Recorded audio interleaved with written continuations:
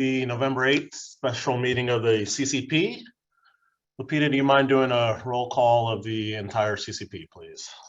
Yes. Member Evans? Here. Member Johnson? Present. Member Larson? Present. Member Lewis? Looks like he's absent. Member Miller? Present.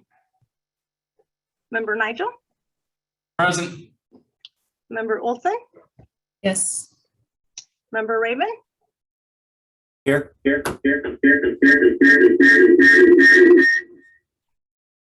Member Saylor? Member Saylor? I see him here, but I don't hear. Thank you. Member Valdez? Present. Member Vega? Present. Thank you. And Member Fruitnick? Present. Thank you. Thank you. We're meeting today remotely as Assembly Bill 361 authorizes local bodies to hold public meetings via teleconference and to make public meetings accessible telephonically or otherwise electronically to all members of the public.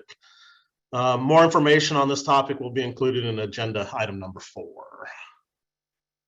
Which brings us to agenda item number 2, consider approval of the agenda. Hope everyone's had an opportunity to look at it. Is there any concerns or changes that anyone would like to make?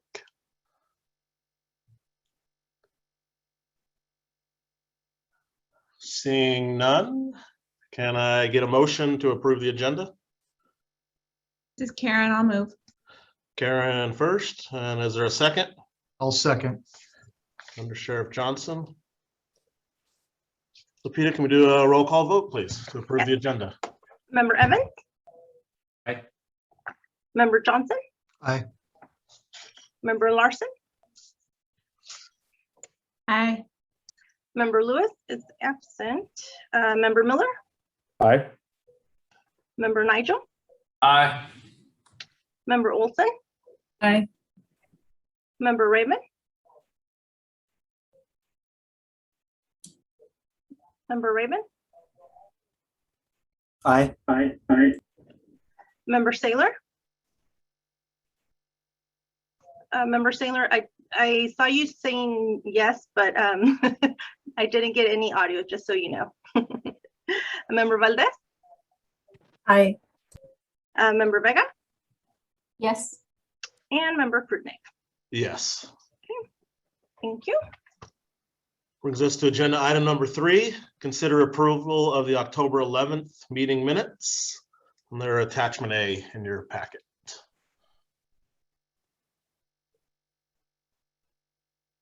Does anybody have any changes or concerns with the minutes from that meeting?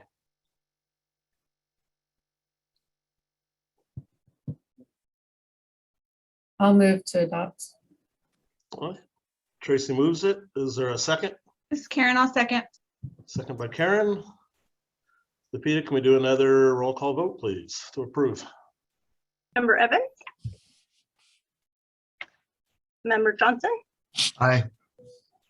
Member Larson? Aye. Member Lewis is absent. Member Miller? Abstain? I'm sorry, you said abstain? Yes, abstain. I was Thank you. absent. Member Nigel? Aye.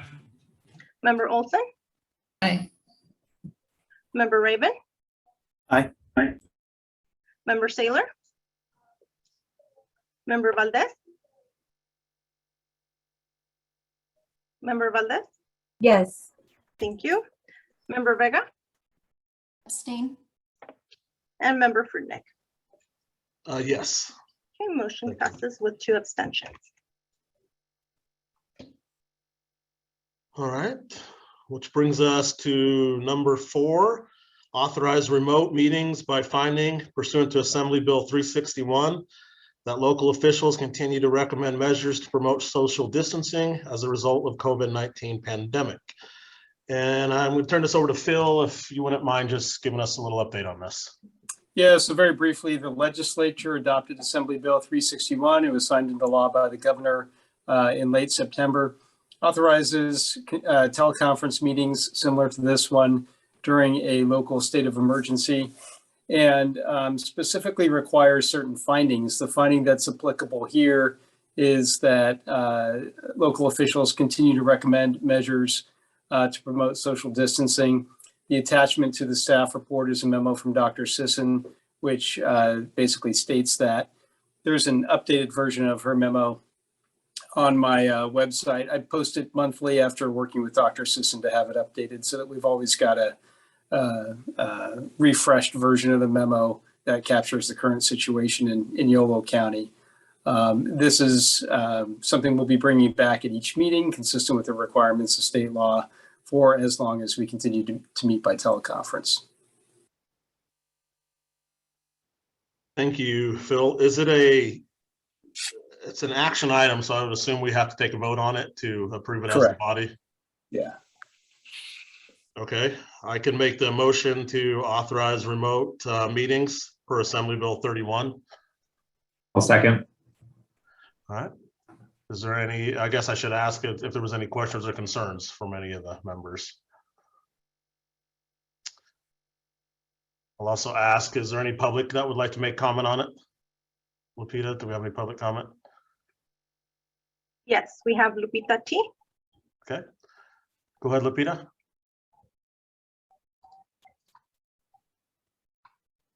Oh, I would just like to express appreciation that you guys continue doing remote meetings via Zoom. It gives the people that aren't able to have transportation or have some kind of a hindrance about gathering to still continue participating in these meetings. So thank you very much for having that. It makes it more accessible for a lot of disadvantaged communities, especially when they are able to attend via Zoom. The digital divide is a difficulty that does stop some community members from attending Zoom meetings.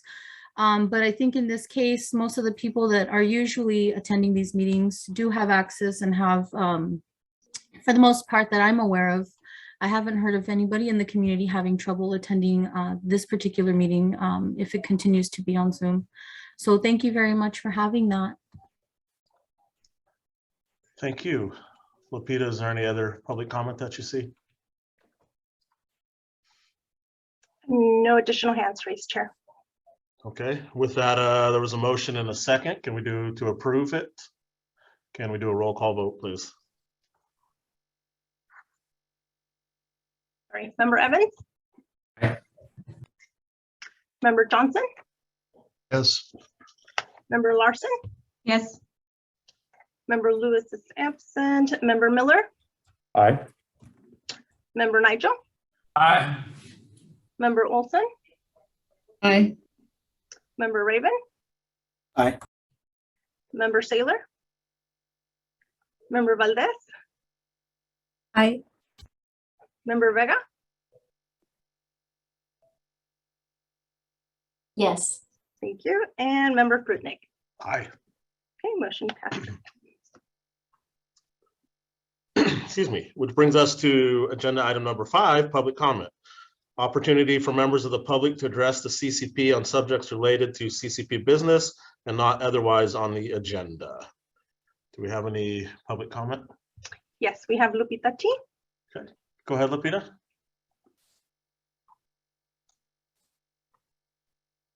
I was just going to say that I just realized that there's an update for the juvenile justice. I have not been able to, for months, get anywhere near finding when these meetings for the Juvenile Justice Council happen. Are they open to the public? The availability of this particular meeting is not on the website, and I haven't been able to locate it.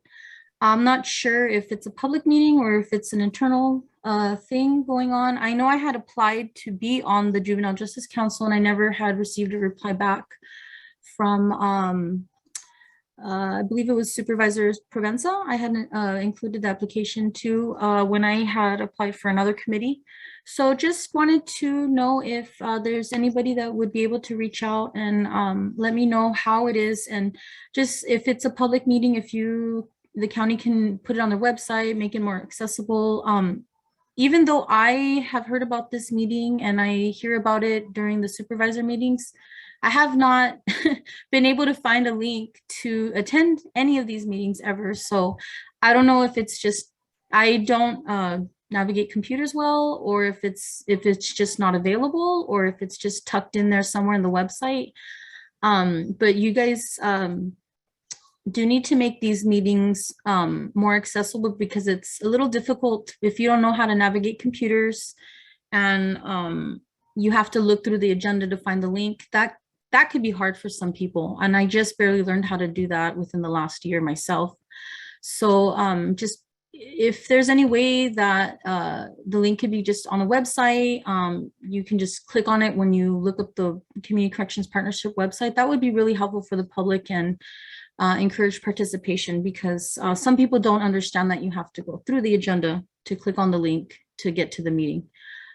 So yeah, thank you very much. Just a real quick follow-up to that. It is on the probation website and the county website. Lupita, I'll have one of my supervisors, Christina, reach out to you and help you work through that for sure, because we do want it readily accessible and everyone that wants to participate to know where to find it. So I'll have her reach out. Lupita, is there any other public comment? Yes, Alfred Melbourne. Go ahead. Greetings, everyone. I hope you guys you can hear me. Great. Yes. A lot of familiar faces. Thank you guys for having this meeting, and just wanted to kind of inquire as to, I see there's some funding for some programs on the agenda, not a large amount. Just wondering what the process is for organizations to seek funding through the CCP, and what type of projects are being funded at present. I know that there's a lot of resources available for mental health services, and the community that I'm in Broderick, California, there's definitely a lot of folks that could use some resources, support, new programming. I think that if there's funding available, we should look to funding programs where the programs are needed most, West Sacramento, Woodland. I'm just really curious to know what's happening now and what's on the future agenda of the CCP to support underserved communities, mental health, programming positively, mentors, anything that you guys have that's happening now and in the foreseeable future. Thank you.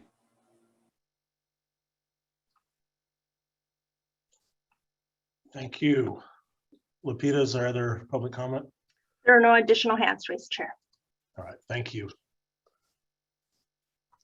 Brings us to agenda item number 6, member announcements. If I could for a moment, Chief. You bet. Go ahead.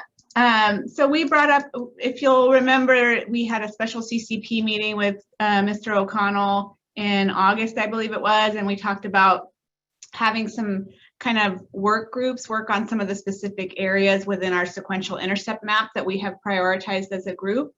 And so after this meeting, I'll be sending out an email to this group about 3 upcoming meetings. We don't want CCP members actually to attend these meetings. We're asking you to delegate staff so we don't get into any Brown Act issues. And we really see these as working groups to help us kind of problem solve around some of our common struggles we're having. So the first one's going to be targeting high utilizers of multiple systems. That one will be Friday, December 3rd. Then we're going to have a separate group around the competency process and IST restoration. That will be on December 15th. And then the third will be around reentry and potential uses of the JDF. That will be in January. And so I'll send this out to you and ask that you each recommend representatives for those meetings so we can include them in our invite. Those will all be facilitated by Kevin O'Connell, and they will be very data informed. He's going to bring the data he has from all of our systems to help us have those discussions. So please keep an eye out for that email and think about who's your best representative for each of those. Thank you. Thank you. Others? No, I would like to, I made some rounds with Clint a week or so ago. He's our new designated CCP criminal justice topics analyst from the CAO's office. So he'll be slowly, or maybe not so slowly, taking over for Eric on a lot of the topics. I don't know if Clint, if you want to say hello, or you don't have to, or whatever you would like to do. No, I appreciate it. Can everybody hear me? All right, thanks. No, I look forward to working with this group and getting to know and meet everybody in the coming weeks as I get more and more involved, as Eric starts peeling more and more of these layers off of his plate and onto mine. So thank you very much. And I appreciate you taking the time, Chief, to introduce me to some folks in this group. All right, which brings us to the main topic of the day, it looks like. Number 7, receive presentation by Sacramento County Office of Education on the Day Reporting Center and provide feedback. All right, thank you, Chief. If we can have our PowerPoint come on up, that would be great. Great to see everybody here today.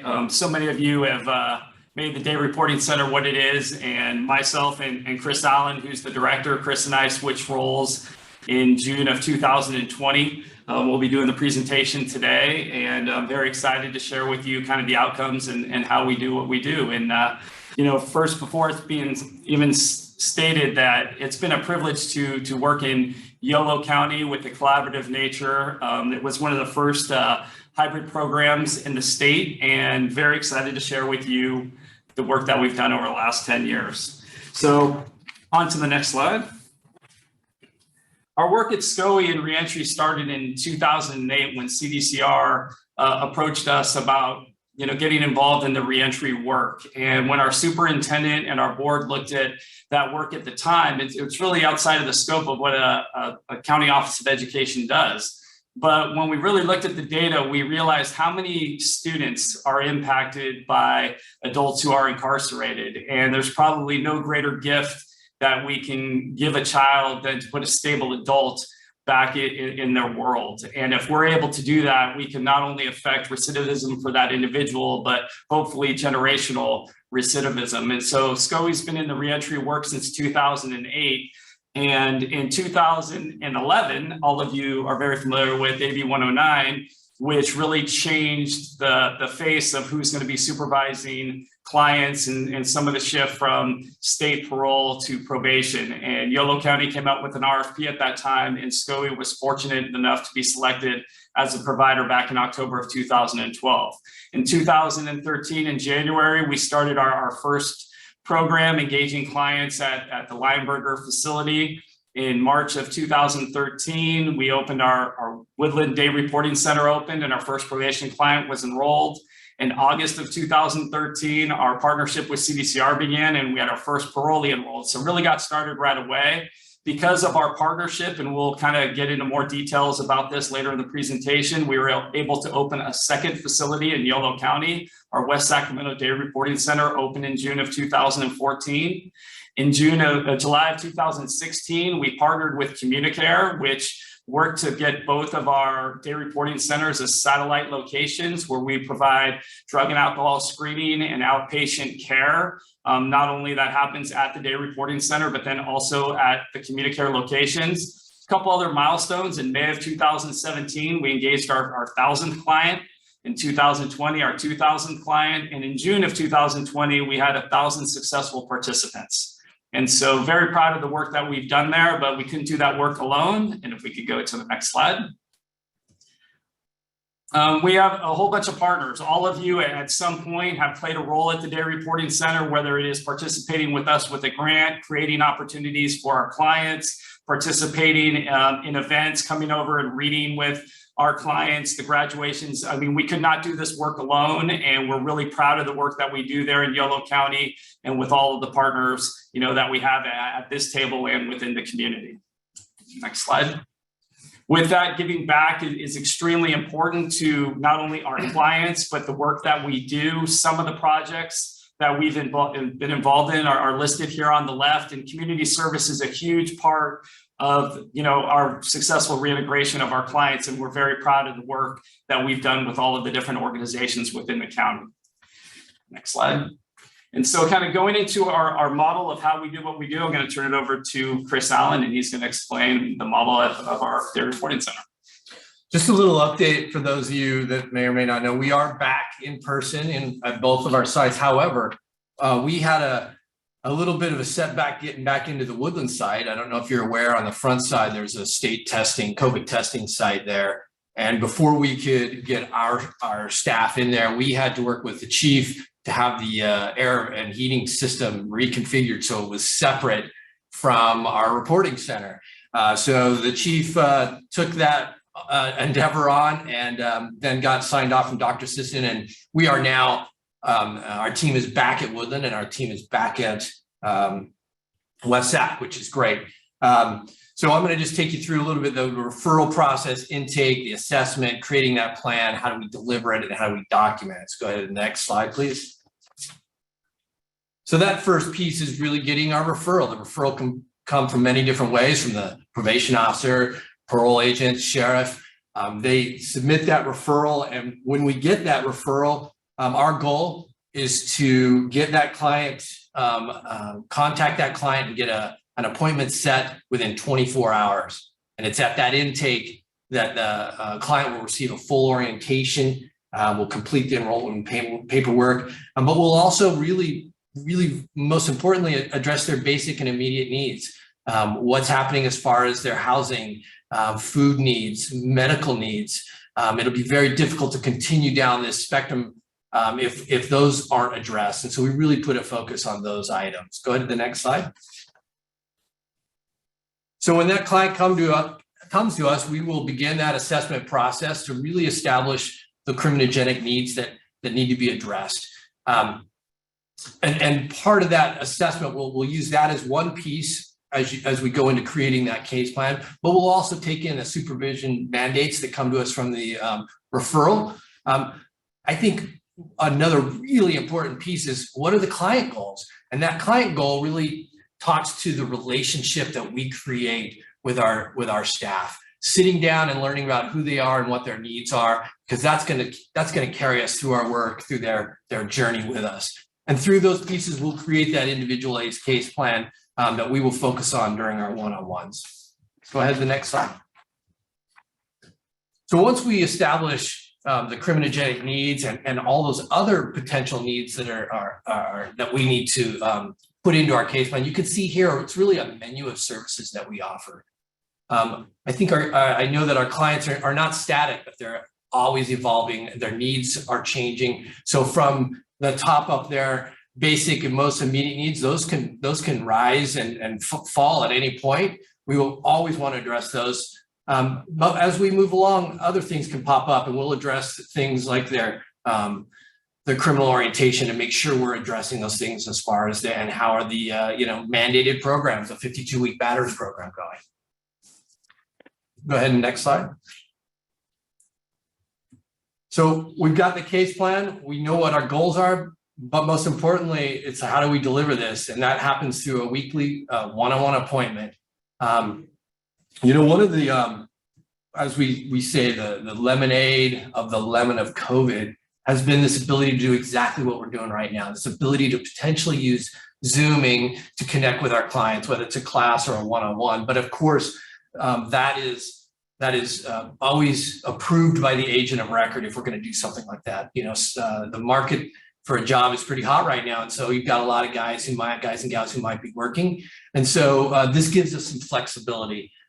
So our delivery model now has become a little bit more robust with the ability to be flexible and using Zoom. But most importantly, it's that one-on-one meeting. As they come in, that first question is, good morning, good afternoon, how you doing? What's happening? And through that, we can adjust the delivery as needed. And if things aren't going well, if the client's struggling in some way, we can in live reach out to our agent for support if we feel like we need to. But we're always looking at each week, how is that client doing, and adjusting as needed. Go to the next slide. So as they go through the one-on-ones, and some will be involved in classes. You can see here all of our programming is evidence-based. It's approved through the Pew Trust Clearinghouse. And what's important for us is to really use a process of quality assurance so that we can maintain fidelity at delivering all these programs. I work closely with our managers, and in this case, Pete Smith, to really watch programming twice a week so he can see how things are going. And then and make sure that our instructors are using the provider's guides as designed. And through that process, we have a relationship with our own team and help support them to deliver all these pieces, because this is a very dynamic process, from just the one-on-ones, how are those going? The classes, how are those going? And really making sure that we're meeting the client need and delivering the program as it was designed. Go ahead to the next slide. Thank you.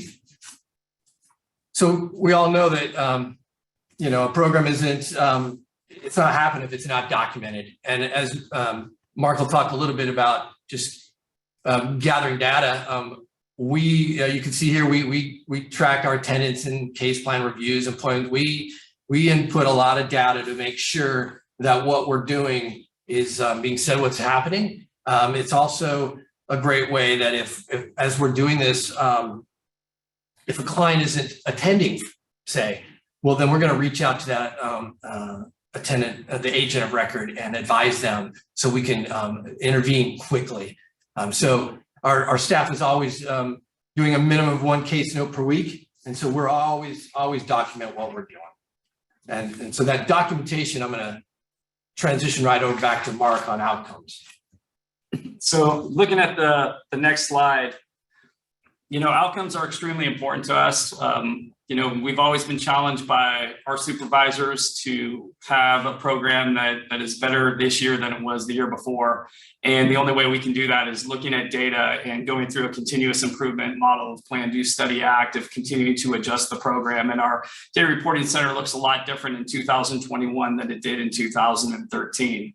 And so part of what this group has challenged us to do is to quantify the success of the data reporting center. And a lot of people, regardless of the information that we put in front of you, a lot of people want to know, what is the recidivism rate and how does that work? So if we can go to the next slide, the steering committee has always asked us, which is composed of representation from a lot of the groups that sit around the CCP table, to provide data to show that our program is effective. And so although we have the word recidivism up here, usually in our presentations, we have apples to oranges, because true recidivism is taking a group of clients that were previously incarcerated and looking at that group over a 3-year period of time to see if any of them have been convicted of a new crime or not. And although we do the best that we can here in the county, which is a really deep dive compared to other counties that we do work with, is our data is limited because we only have access to a certain amount of data that comes back in front. So if a client is still on probation, or obviously if they resurface in the justice system in Yolo County, we will have information on that. But if a client, let's say, committed a crime in another county, we might not have that access to that information. But for the information that we do have, every year that we've run the program for the first few years, we, the Data Reporting Center, would provide a list of names to the Yolo County team to review. And usually that Yolo County team consisted of somebody from probation, somebody from the district attorney's office, and somebody from the CAO's office. And so it's a deep dive where they look at all the clients who've gone through the program of the list that we gave them that were successful, to see if the clients who were successfully completing our program, what their outcomes were like. So what we did was the last time that we did this was in 2017. We looked at the 418 graduates from 2013 to 2016. And at that time, we had a 17.9 conviction rate of a new crime, which we wish it was 0. But we're very happy with 17.9 because, as you know, people around this table working with this population, usually recidivism rates or rearrest rates are much higher. So we feel very comfortable with that. We were going to do another study in 2000 from 17, 18 and 19 in 2020, but the pandemic hit. But recently the chief probation officer asked us to submit names again so he can run that 3-year report. So just know that we'll have some updated data. And the only reason why we don't is because when COVID hit, resources and everybody had to deal with the pandemic. So that didn't get done at that time. There are a lot of other indicators, though, of success that we would like to quantify that I would just like to state. A lot of us interact with a lot of these clients on a regular basis, and we know that somebody maybe that was making poor choices throughout the year, like maybe 7 or 8 times coming in front of this group in the justice system, that maybe now because of the Day Reporting Center, maybe they're only making 1 or 2 poor choices a year. That is still success. It's trending the right way. That would still show up as recidivism, but it definitely is having, creating less victims. It's creating less crime. It's creating safer communities by people participating in the Day Reporting Center. And that is some future data that we would like to provide. The other part that we would like to be able to do a deep dive with is how many clients come to the Day Reporting Center and run their program successfully the first time. So therefore, there is not a violation that has to be written up by the agent of record, by probation, has to be sent to the court to go ahead and disseminate to the DA and to the public defender. All of those times that a client can run their program successfully, is less strain on the system. And we'd like to look at those outcomes as well moving forward with that. So we're very excited with the data that we do have on our clients, let alone the regular data that we have every day of seeing clients successful, whether that is them completing a class, whether that is them showing up for the Day Reporting Center, whether that is getting back to the community or being clean and sober or whatever it might be. Those milestone outcomes for each individual client is extremely important as well. So moving on to the next slide. Looking at client engagement, we've had over 2,880 clients come to the Day Reporting Center. We've had over 2,262 of them be considered engaged clients, which is a client that was at least in our program for 30 days. Our steering committee felt that anybody who did not engage the first 30 days, that we would not be accountable for their data because we never really had the opportunity to work with them. But we're very excited about our engagement rate. And that is kudos to, the team that we have with probation and parole, how they sell the program, and our staff. Our staff do an amazing job of engaging clients, of building that rapport, like Chris said, addressing immediate needs, because if your tooth hurts or you're hungry, you're probably not worried about anything else except taking care of those items, what they might be. And that's something our staff excels at, let alone, caring for clients. It really comes down to, this is relational work, and this is the work that we do and that we choose to do. So having, 8 out of 10 clients engaged in our program, we're very excited about that. Next slide. So looking at our successful participation, there's really 2 key terms here that I'd like to review. The first one is somebody who completed that case plan that Chris described. We create a case plan. It's pretty rigorous. It is usually a client is coming to our center 2 to 3 days a week for 2 to 3 hours at a time for 4 to 6 months. It's a pretty big commitment.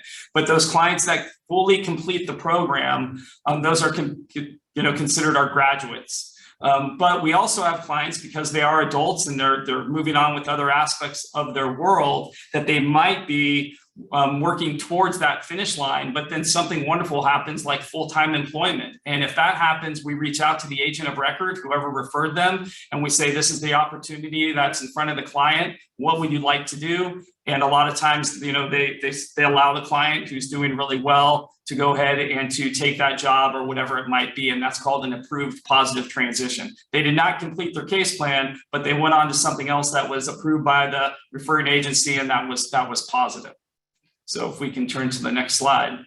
So that would show that out of the 2,262 clients that have been engaged in the DRC since the beginning, over 1,000 of them have been successful, which is 48%. We'd love that to be a little bit above 50%. So out of everybody who engages in our program, over half of them have some type of documented success in our program. We would love that number to be higher, and those that are not, we do re-engage those clients. But we're about a 50% rate of success for clients in our program, and we're excited about that too. Next slide, please. So looking at the cost in 2017, when we presented to the Board of Supervisors, they went with a 5-year agreement to align with our CDCR contract. At that time, we were signing a new contract with CDCR, which was for the next 5 years, and Yolo County agreed to align with that contract. The way that our partnership works is that we would have a matching agreement. So for $620,000 that Yolo County was putting, CDCR would put in the same amount. But here is the actual breakdown of what we've spent in Yolo County. So although we've had a budget of $620,000, being a good fiscal steward is something that's extremely important to us. It's not like in the first year there when we spent $584,000, we get to the end of the year and we think, oh, we have $36,000 that we can still spend. We know the good work that happens in Yolo County. So every dime we don't spend goes to other projects in the program. And so although we have a budget of $620,000, you can see that the most we've ever spent so far has been $588,000. And this year we're trending to spend less than $538 because of COVID and some other staffing reductions that we haven't filled yet because we're still kind of coming back from the pandemic. So it looks like we'll spend less than $538,000 this year. And the next slide. So our kind of agreement with CDCR looks something similar to this. In theory, it was the top that Yolo County would spend $620, CDCR would spend $620, and so having 2 day reporting centers plus an in-custody footprint of working with clients in custody, we'd have a total program value of about $1.2 million. But the actual cost, the most we've ever really spent during this contract period of time has been $588. And our contribution from CDCR, because our work continues to expand and some of those positions benefit Yolo County as well, plus playing for the facility in West Sacramento, their contribution has been actually $764,000, really $765,000. So the total program's $1.3 million. And as I mentioned, Yolo County, the most we've spent is $588. And just another thing to note that our original contract before 2017 was $680,000. And we were, once again, not spending that much. And we asked for about a 10% reduction down to $620 in 2017, because once again, all the great work that happens in Yolo County, we did not need the money to do the work that we were doing. And so we asked for a reduction, at that time. And then I'm going to turn it over to Chris, who's going to give an update of where we're at with our contract with CDCR. So as you may or may not be aware, our contract with both Yolo and CDCR sunsets in June of 2022. That being said, I have an email from CDCR that currently states we are in negotiation for a 5-year agreement with CDCR. We're looking to have an execution date of July 1, 2022, which will go through June of 2027. So that's another 5-year. CDCR management's still reviewing our proposed edits and our budget. We're in that process right now. Just to give you a little kind of overview of where we've gone and what we're doing right now, we began work with CDCR in Sacramento in 2008. We grew to Yolo County in 2012. We expanded to Placer County in 2015. We just began work up in Yuba and Sutter counties in 2021. We're also partnering with Nevada County, and we're continuing to collaborate to work in El Dorado County.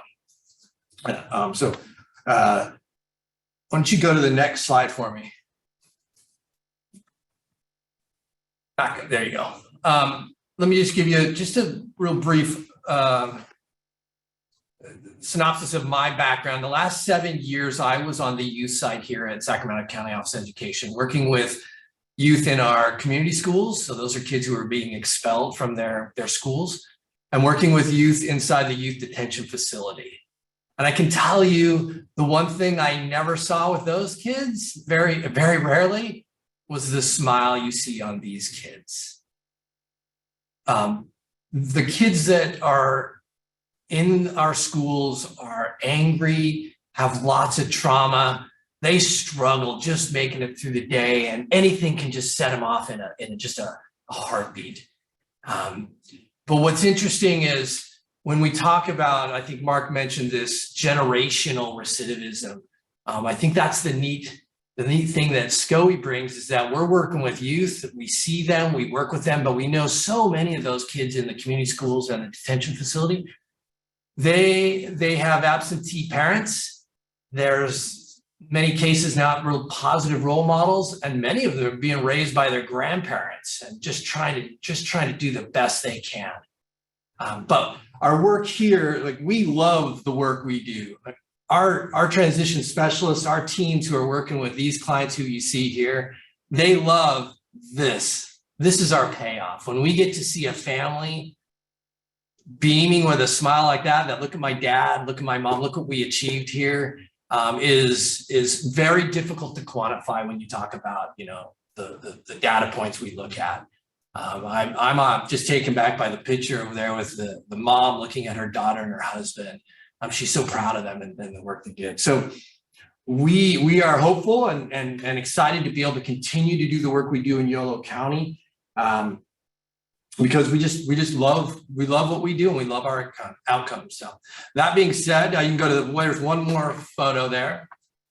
Again, you can kind of see the pride on people's faces about the work they're doing, whether it's out there doing some community service or just celebrating their outcomes. So I will leave it at that. If you have questions, Mark and I are willing to just answer this question. Thank you. Thank you, Chris. Thank you, Mark. We'll turn it over to the CCP for questions, comments. Point of clarification. First of all, thanks for the presentation. It's really pretty. I liked it. It was engaging. I think, Mark, you said something that I want to make sure we all heard correctly, because I'm thinking about outcomes in some of our other treatment contracts. Did I understand you correctly that when you're reporting your outcomes, you only report on people that stay in services for 30 days or longer? Correct. Yeah, that's a big deal, because I mean, I think about our treatment outcomes, and if we only tracked people that were in treatment 30 days or longer, we would have like 98% success rates for everything. So it does make a difference, that initial engagement rate. You know, if we can get people past the first 2 weeks, we definitely see a lot better outcomes. So it's smart. And to clarify that, Karen, that was a group decision with the steering committee that was made when we were talking, because a lot of times a client will enroll or we'll get a referral and we're trying to engage the client, and some of them never show up at all. But we're working with the agent, or like, can you give me another week to re-engage the client? Or maybe they showed up for an orientation, but we never had the chance to really provide any programming to them because they didn't show up. So that's what the group decided to do. Yeah, it's nice to hear, because I actually think sometimes our treatment providers get slammed for their outcomes because we include all those people that do drop out, because especially in substance use treatment, you know, that's the hardest time, is to get them involved. So I just hadn't heard that before. So thank you.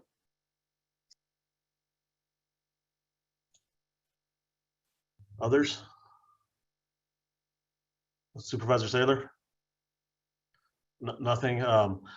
If you could put it in the chat, Don, if you could put that in the chat, then. While Supervisor Saylor's putting that in the chat, we'll go to Jonathan. Yeah, I'm going to see if this works. I'm not doing it. Yeah, there's some, we're definitely having some technical issues across the board. Who can see the messages? No. Oh, okay. Anybody else that their computer may be working a little better?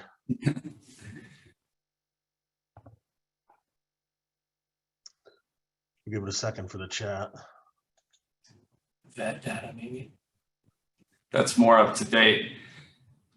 Yes, so that's where, I mean, as you know, Jonathan, you've been a part of, those steering committee meetings before, and that we've looked at a lot of the data. I'm not sure that's really on the team of Yolo County who can look at the data with that. I know before that fell a lot on Nate, which then I think fell on Eric, which welcome Clint. I think that's probably going to be your world too, but really that's up to probation of how they want to do that and what resources that they have.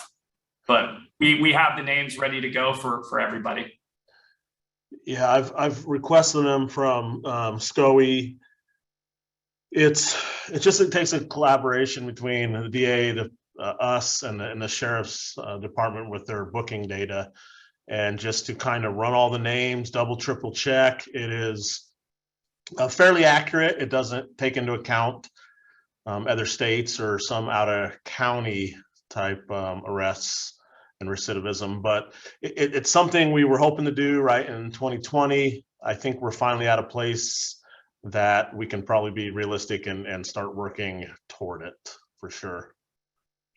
In reading the CCP's definition of recidivism, I think once again that comes down to we submit the names and it's whatever the group wants to pull, because I know there was a few different things that definition entails when looking at data. So we obviously at the Data Reporting Center, we're submitting names and we, it doesn't matter to us what data you're pulling or what you're trying to compare it against. It's just up to the group there internally of what they're able to pull.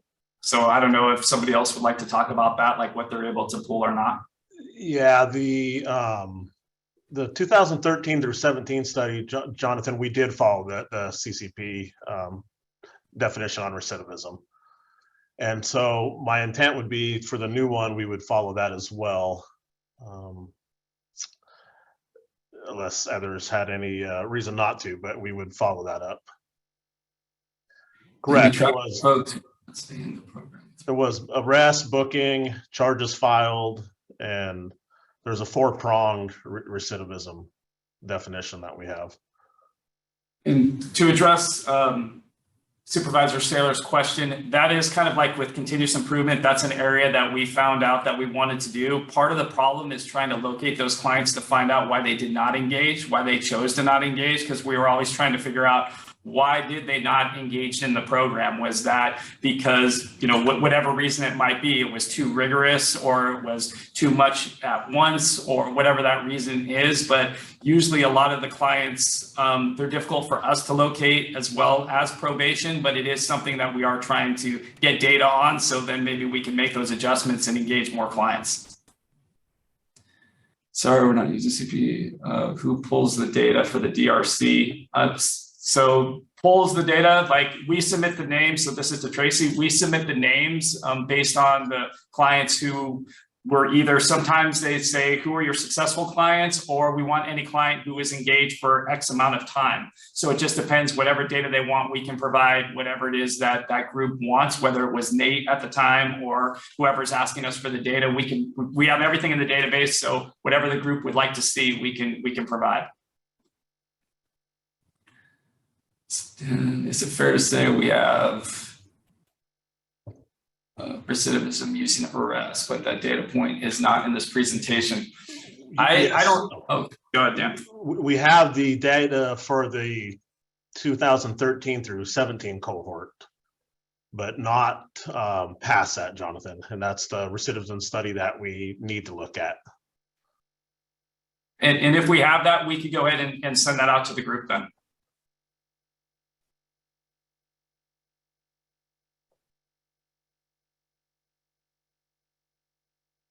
So we'll be reaching out, I don't know, in the next couple of weeks to the district attorney's office and the sheriff's department with that list. Clint and I will meet. We have a meeting later this week, and we can start figuring out how we're going to tackle that. The system was built by Mike Works and some others years ago. I think it shouldn't be a huge lift once we get the names and figure out exactly how to run it. So we'll keep the group up to date on that, but it is on our to-do list. Dan, is there, you may have said this and I missed it, but is there an ETA on when you think that next study will be completed? I would like to say sooner than later, but it just, I have to get the list and meet with the group and kind of figure out, I don't know bandwidths for everybody right now. It is a lot of just double entering the data, double checking it, running the reports. Potentially we could have it before the next or during the next January meeting. That might be a little quick given the holidays coming up, but I would concur with that, Dan. I think January is a little bit too soon, but okay. Maybe just February, March. I think the reason I'm asking is because I know a part of the reason we're having this presentation is because the contract's coming back up for renewal. And it doesn't feel right to proceed with the contract when we don't have data in the last 5 years. I concur with that, Karen, but I'm just looking at the amount of time that'll be needed for us to do it at the sheriff's office. And I know the DA's office has to do some things too, so. I'm thinking February would be good. When does SCOE need to know about its contract before it has to issue pink slips? That's a good question. I mean, obviously sooner rather than later, because, our staff, just like everybody, is extremely important to us. And we would want to have time if we were not going to do a renewal of how we could reallocate staff to other locations. So it's just, that would be more of a question for our HR department. So I could get back on that. But obviously, if we were not going to have the contract, we'd rather know sooner rather than later. I know that's not a date and that doesn't help, but I can follow up with that.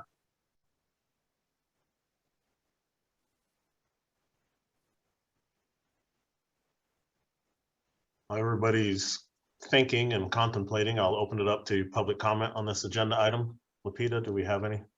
Yes, Lupita T. All right, go ahead. Good afternoon, Yolo County Criminal Justice System and the Yolo Day Reporting Center. This is very good information. I just wanted to inquire for the Zoom. I know that the first meeting is in person, it sounds.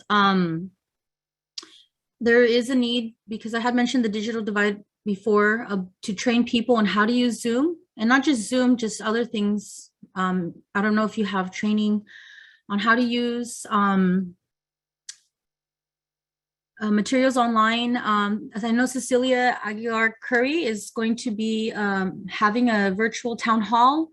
I sent the information to the Board of Education for the Davis Joint Unified. I don't think I sent it to any of the supervisors. I'll try to remember to send that.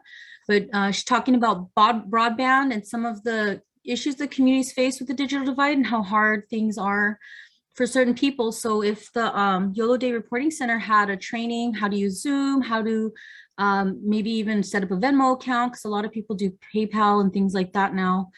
I don't even know how to use those things, by the way.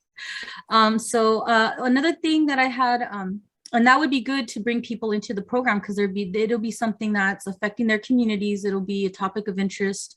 And then working on doing outreach to let the community know that these services are provided at the Day Reporting Center. The transportation, continued access, bus lines, carpool opportunities. Transportation is always an issue with a disadvantaged and vulnerable communities. That's really important. I didn't hear anything mentioned about that, so I'm not sure what the access is from the bus line. That could have been an issue as to why people, maybe it's hard for them to attend or get a ride there. Maybe people don't have money for gas. And I just wanted to emphasize the importance of gathering data. This is not to be underestimated ever. The vulnerable communities that you serve, without gathering data, you cannot identify the needs and can't identify where improvements can take place. So I just want to emphasize really how important that data gathering is. And if the Day Reporting Center provides wraparound services, I call them wraparound services. I know there's probably another more technical name. such as where to buy food from the food bank, where to obtain food from the food bank, or how to apply for CalFresh, training on how to apply for CalFresh and Medi-Cal, or assistance with that. Suggestion to work with nonprofits that already have a long-standing and proven effective community trust relationship. There are groups in YOLO that exist that have been around 20, 30 years, and trust building is very important in these very vulnerable communities. And having culturally relevant programming, such as working with Northern Valley Indian Health Center and other diverse programs to provide access for communities that are at high risk or most disenfranchised. The time is ripe to work with community members to get input and collaborate. Thank you. Thank you. Is there any other public comment? Yes, Francesca Wright. Ms. Wright? Hello, thank you. As somebody who likes to keep track of policy making, I just want to note that the participants don't have access to the PowerPoints, and we can't see the comments, so that if in chat, we don't have access to chat. So if there's someone posing a question on chat, it would be really nice if you repeated it so that we could participate. I don't know that much about the Day Reporting Center. I've been wanting to go for a long time and see what's happening there.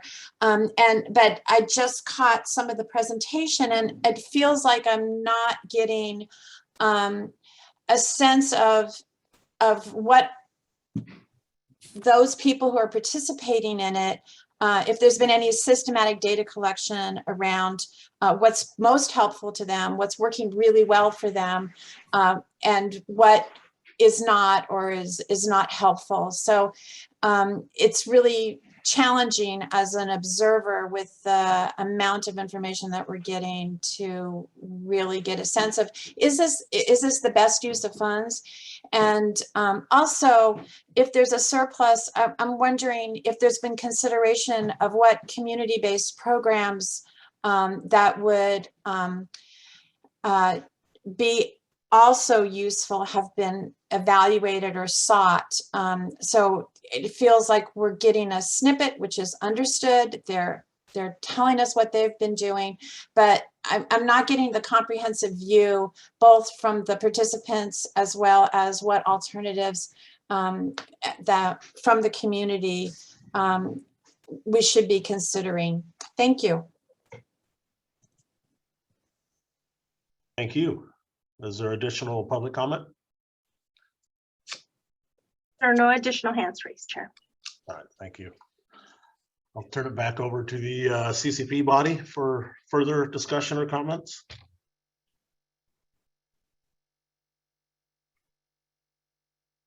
Chief, are we able to respond to any of those, or? Yes, if you keep it short, Mark. I can keep it short. First, just for clarity, all of our programming is in person for those clients who can access online content or Zoom in, and that's part of their program. And yes, we do work with them. So just to make it clear that clients come and they have full access every single day.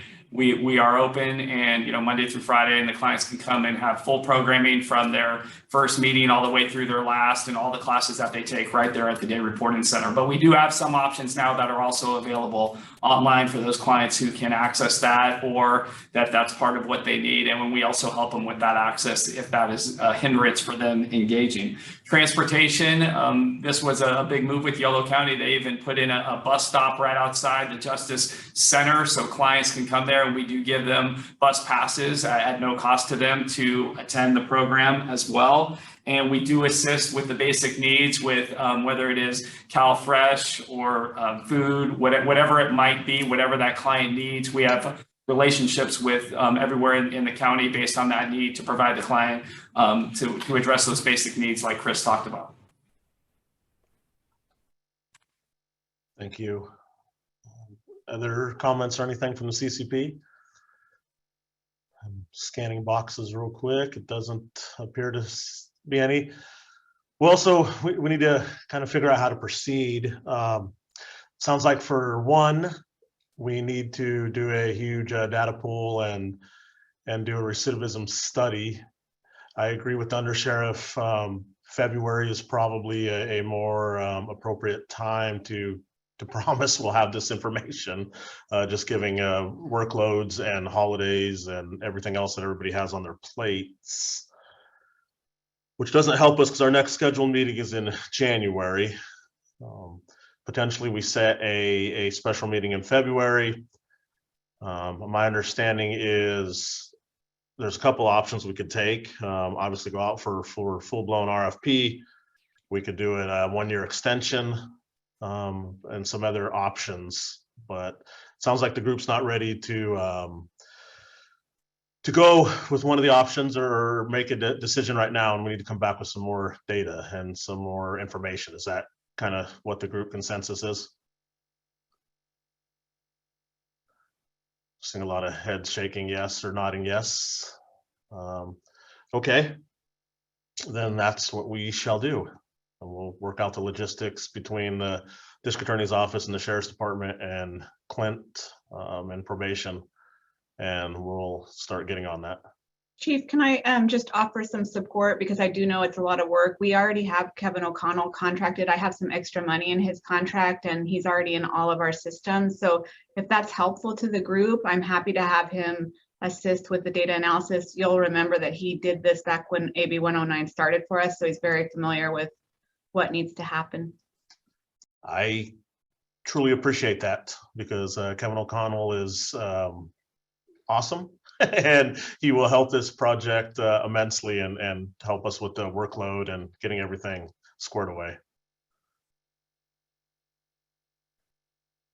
All right, well, thank you, Chris. Thank you, Mark. That'll bring us to agenda item number 8. Consider probation request to reallocate $20,000 in appropriated treatment funding for small improvements at the IGT house and take necessary action. I'll turn it over to Laura. She's got a brief presentation.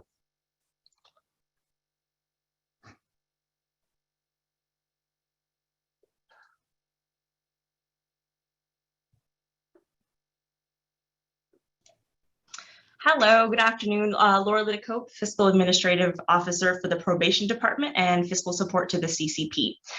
Today, the Probation Department is requesting reallocation of previously appropriated funding for some maintenance items and supplies at the IGT house. I have a very brief slideshow if that could be brought up. Next slide, please. Some background for you this afternoon. The IGT house is a residential property in Woodland that serves as transitional housing. The house was purchased over 3 years ago with intergovernmental transfer funds and is used to enhance the continuum of care for Medi-Cal eligible and justice involved population by providing stable shelter coupled with mandated wraparound services. Excuse me. Statistics regarding the house were included with today's agenda. Next slide, please. In August, the CCP approved its fiscal year 21-22 budget, which included $66,000 in treatment funding for property management costs associated with the 2 houses in the diversionary housing project. Given the pause in that project, the Probation Department is requesting use of $20,000 of these $66,000 in treatment funds for the IGT house. As can be seen on the slide, we anticipate the largest improvement and expense to be related to the flooring of the home. Next slide, please. The carpet and linoleum in the home are original and very much showing both their age and the impacts of high traffic in the house. Our partners, Yolo Housing Authority, are recommending removal of all carpet in the house along with the existing planking to replace the flooring in the whole house with some laminate flooring. Next slide, please. Just some additional photos of the condition of the floor right now. Planks are peeling up and curling, and the carpet is being removed from the backing, especially where it's meeting in-room door jambs. Next slide, please. If approved, probation will proceed with these improvements and purchases promptly, and once completed, we'll return with a full accounting for the project. And should cost projections move over the $20,000 mark, we'll also return to update the CCP. The chief and I are happy to take any questions. Open it up to the members for comments or questions, concerns. I have a question. I'm not sure if the housing authority is on, so I'm not sure you'll be able to answer, but my understanding of the reason why we allocated AB 109 funds to the Housing Authority on an annual basis was that they would have those funds to cover costs such as this. So I'm confused as why we're having to pay money on top of what we're already paying Right. So annually. we do allocate $30,000 to the Housing Authority each year for the purpose of the IGT house.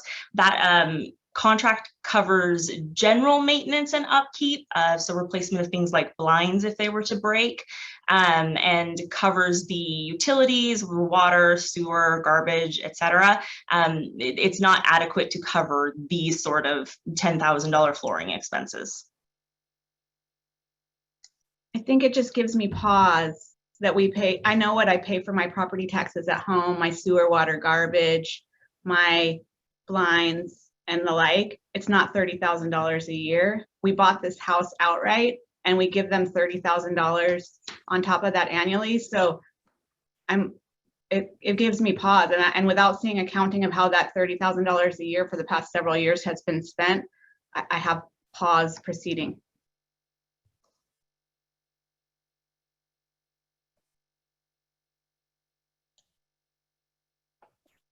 Others?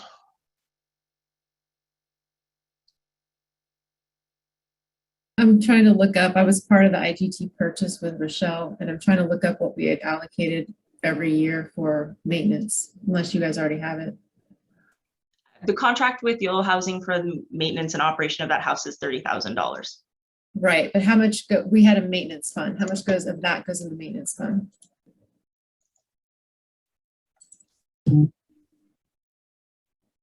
And I don't immediately have that information accessible. So what I'm thinking is that since these aren't necessarily emergency type fixes, we could bring that back in January with a history of the last 2-3 years of where the funding has gone to, and more of an actual breakdown of what's going on, if that would make others more comfortable.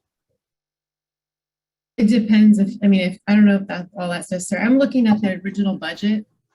I mean, the 30,000 included staff payroll, background checks, taxes, electricity, gas, etc. I think maintenance and repairs was $300, and then damage reserve funds was 4,000. That's what I have on my spreadsheet from the inception. So that's not, I don't know if the 4,000 was allocated every year and it's built up, or how that worked. That's might answer the question.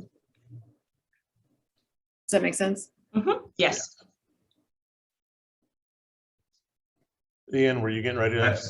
Yeah, I have another question too, because I wasn't active when this house got purchased, and so I don't know what the setup was of the clients that are there. I know some work, or the idea is that they'll work. Do they also pay any rent while they're there, or they get to keep all the whatever income they have? Yeah, they don't pay rent. What they do is they save it for first and last, and then with the intent of securing their own permanent place to live. Okay, thank you. Let's open it up to public comment if we have any on this agenda item. I do not. Oh, Lupita T. Go ahead, Lupita. Hi, thank you for the presentation. This is very just empowering to see how this group has come together to start to do good things for the community. And, you know, I know that this was just an idea, and now just to see it come to fruition, I'm just really excited to see how this is going to benefit the community members that are most at risk. So I just wanted to thank everybody for your efforts and for coming together, doing this collaboration, doing this work, and acknowledging the needs of these communities, and actually getting the input from our communities and suggestions, and just working so hard on this. I know that these things take time, and right now the time is ripe to do these sort of projects. So I'm really excited for what's to come and what's gonna the benefits this is gonna bring. So thank you, Laura. I feel really emotional just to see, because I know that one of the big parts of, you know, when you come out of the criminal justice system is, where do you live? You know, a lot of these people, they don't have houses to go to. You know, some of them came out of the foster youth system, so they timed out, got into crime, and go back after getting in jail, go back on the streets. And so just to see this support network, I hope that programs like these get funded more if this is successful, and I really pray that it's going to be successful. It looks like it's going to be, and that more programs and proposals like this get funded in the future, because the houselessness is a severe problem, and the recidivism for these vulnerable communities. Just to provide these types of programs make the difference between people being on the streets and going back to jail, or having the ability to live a successful life, and having people that believe in them and support them and nurture their ability to grow as human beings, because you know we're all human beings. So thank you for this. I'm very excited for what's to come.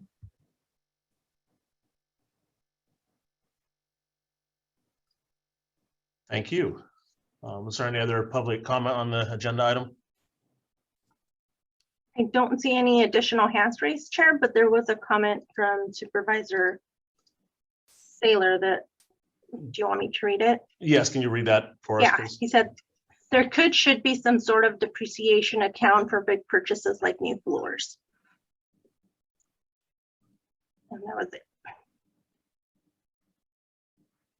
Yeah, I think that one of the issues with the way it was originally set up, but we'll have to potentially take a look at that and try to rectify it. I know, you know, throughout the last 2 years or so, the furnace of the house needed to completely replaced, and we found that in the budget to do that. So it's an ongoing issue, but again, these ones aren't necessarily emergency. We can definitely come back in January with a full report out on what's been spent and how it's been spent on the IGT house over the last 2-3 years. Can we just take a quick poll to see if that's necessary? I mean, I'm looking at, it was $4,000 annually that was set aside for damages and capital reserve. I've been in that house. It's an older house. It's, you know, you pull on a drawer, sometimes the handle comes off. I've been in that house. So I don't think 4,000 annually is going to go very far. I trust that probation says they need new floors and there's no money for it. I personally don't need to have you do a bunch of work to come back in January to defer the situation. If everyone else wants to, that's totally fine, but I'm prepared to move forward. Does that mean I have to make a motion? Karen, you were gonna. I mean, I think for me, it's the last agenda item and this one. You know, our job is to be good stewards of the public dollar, and I couldn't in good faith move forward. We're saying, let's move forward with the DRC's contract without data for the last 4 years. And I can't in good conscience say, even if it's only $20,000, let's allocate this money when we haven't even seen what our money to date has been spent on, and don't even have anyone from the Housing Authority here to represent that.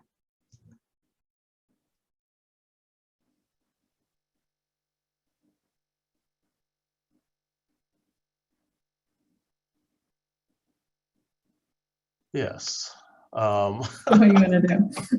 Trying to figure out where to go from here. I mean, it's our request. I would probably feel more comfortable with pulling it at this point and bringing it back in January for full transparency and a report out on where all the money's been spent. I'll concur with that. Okay. Then,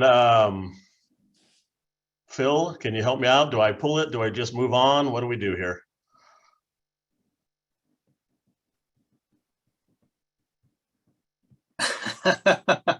I'm not entirely sure. I mean, I think it's as you say, it's your request. You'd like to bring it back in January with more information rather than have to get an up or down vote now.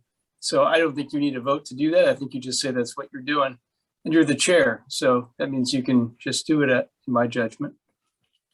Well, thank you. All right, so we'll pull this agenda item and move on.